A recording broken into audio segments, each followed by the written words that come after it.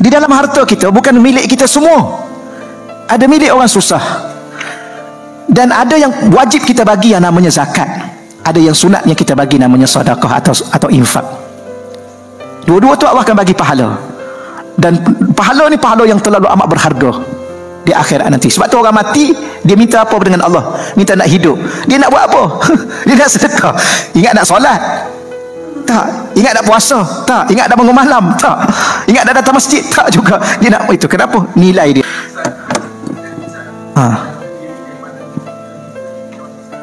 Dia gini. Dia kalau kita baca surah Ad-Duha kan, surah Ad-Duha dia cerita bab wa ammasaila fala tanhar. Adapun orang yang meminta, jangan kamu apa tanhar ni herdik dia. Bukan bulan lepas dah datang dah. Bukan bulan lepas, minggu lepas. Bukan minggu lepas dah datang dah. Jangan kata apa-apa, nak bagi tak nak bagi sudah. Jangan herdik. Dan bila mana kita belajar bab orang yang meminta, dia ada dua golongan. Ada orang susah yang meminta, ada orang susah dia tak meminta. Hanya Allah tahu saja dia susah. Jadi orang ni inilah kategori yang dikatakan menahan, menjaga diri daripada meminta-minta, maka Allah akan menjaga dia. Jadi orang susah ni ada dua, peminta orang susah ni ada dua. Ada yang susah yang meminta-minta, tak salah sebab dia susah. Dan dia minta tu sebenarnya dia minta hak dia tahu. Kita senang. Alhamdulillah Allah bagi kita senang. Di dalam harta kita bukan milik kita semua. Ada milik orang susah.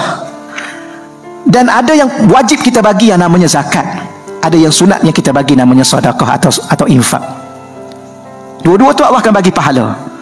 Dan pahala ni pahala yang terlalu amat berharga di akhirat nanti. Sebab tu orang mati, dia minta apa dengan Allah? Minta nak hidup. Dia nak buat apa? Dia nak sedekah. Ingat nak solat? Tak. Ingat nak puasa? Tak. Ingat nak bangun malam? Tak.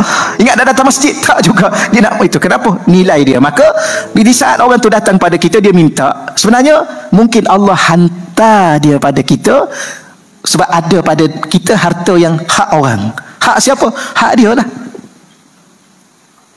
Dia kan susah, dia miskin. Orang miskin kan ada hak dia. Sama ada diberi secara wajib namanya zakat, atau diberi secara sunat namanya sedekah.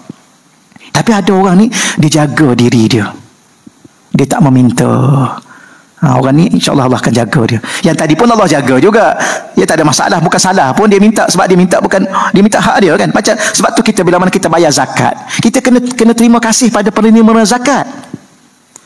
Bukan duk tunggu bila ni aku dah bagi zakat ni tak terima kasih pun. Tahu tak adab dalam memberi zakat? Salah satu kata ulama, adab kita bagi zakat, kita terima kasih pada yang menerima. Kerana kita dah selesai tugas kita dengan Allah, sebab dia terima. Kalau dia tak nak terima, kita nak bagi kat siapa zakat kita tu? Susah kita.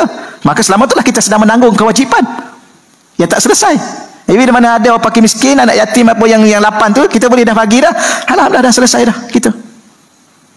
Bukan dia terima kasih, kita terima kasih kat dia sebab dia dah ambil balik hak dia yang kita duk tanggung. Gitulah.